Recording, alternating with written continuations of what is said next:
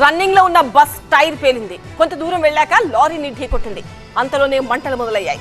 ప్రమాదంలో bus driver, lorry cleaner ప్రాణాలు కోల్పోయారు. బస్సు, లారీ మొత్తం కాలిపోయాయి. ప్రమాద తీవ్రత ఏ స్థాయిలో ఉండడానికి అసలు కారణాలేంటి?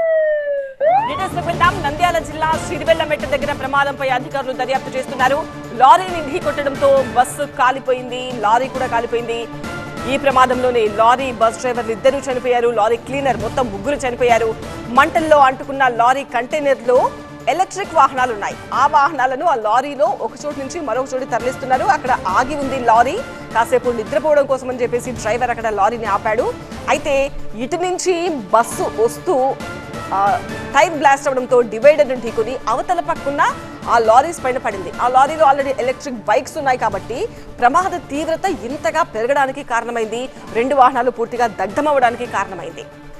మంటల్లో కాలిపోయిన కంటైనర్లో ఈ బైక్స్ ఉన్నాయి. ప్రమాద సమయంలో బస్సులో 36 మంది ప్రయాణికులు ఉన్నారు. గాయపడ్డ 9 మందికి నంద్యాల ఆసుపత్రిలో చికిత్స కొనసాగుతోంది.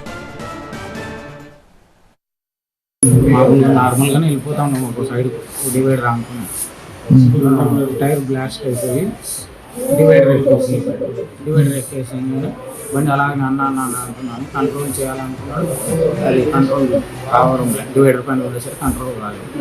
బండి ఎవరో పాస్ అయిపోయి డివైడర్ ఎక్కుతానే అట్లా బ్లాస్ట్ అయింది. బ్లాస్ట్ అవుతానే నేను కింద పోయి పడిపోయినా.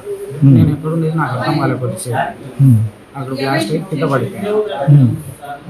మళ్ళీ తర్వాత వచ్చి అందరికి ఎమర్జెన్సీ కాడికి వచ్చి టపా అందరినీ కొట్టేసి లాక్ ఓపెన్ చేయని చెప్పి ఒక ప్యాసింజర్ లాక్ ఓపెన్ చేసినాడు. అందరిని తీసుకున్నాను, దింపుకున్నాను. మళ్ళీ తర్వాత మళ్ళీ రాడ్ తీసుకుని అది గ్లాసెస్ పగలగొట్టేసినాను. ఇక్కడ కొందరిని దింపుకున్నాను, అక్కడ కొందరు దింపుకున్నాను, కొందరు ఆటోమేటిక్గా దింపు.